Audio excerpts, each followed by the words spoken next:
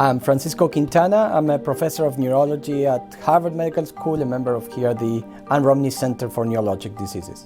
For years, we've been working on multiple sclerosis and trying to understand mechanisms that drive disease pathology. So we pointed our attention particularly to a cell type, the most abundant cell in the CNS, which are called astrocytes.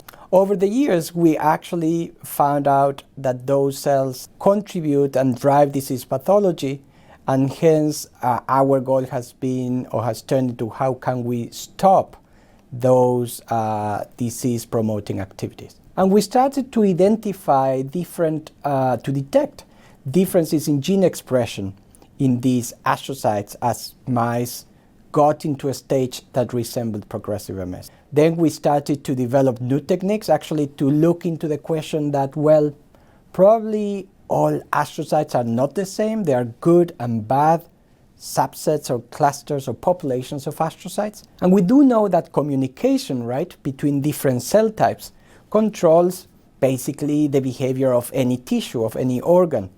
So we wanted to understand how is it that cells in the brain communicate differently in the context of disease progression. And that actually led us to identify problems in that communication that we can now start to address with the specific small molecules or interventions as potential therapeutic approaches. Progressive MS seems to be driven, at least in part, by cells within the brain and not so much cells outside of the brain. Most of our studies up to this point have tried to modulate the peripheral or the general body's immune system. This is actually moving the question, moving the studies to within the brain and harnessing some of the basic building blocks of how the innate within the brain immune system works to understand how to fix a disease. When I think about our work with the Progressive MS Alliance, I think that's a unique partnership. Always it has been very clear that our goal is to identify mechanisms of disease progression and how to address them therapeutically.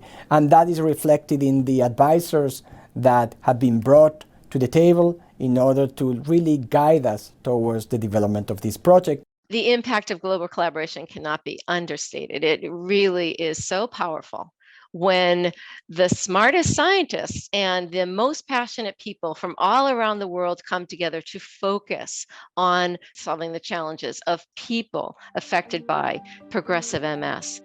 There's this very close interaction between patients, organizations, researchers, and actually industry.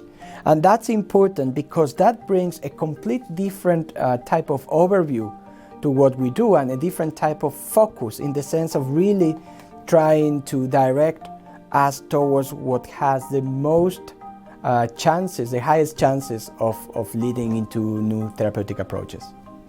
There's something deeply rewarding about understanding how things work. What we are doing is transformative. Also, we're bringing new views on how we understand the brain and how it functions and stop functioning in the context of disease. And when I talk about disease, I'm not talking about MS only.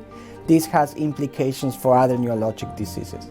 Think Alzheimer's, think Parkinson's. If I were to think about what would be the holy grail of this project, the ultimate goal, I think I would be thrilled if we could say at the end of this process we have identified a new therapy that is actually changing the lives of MS patients.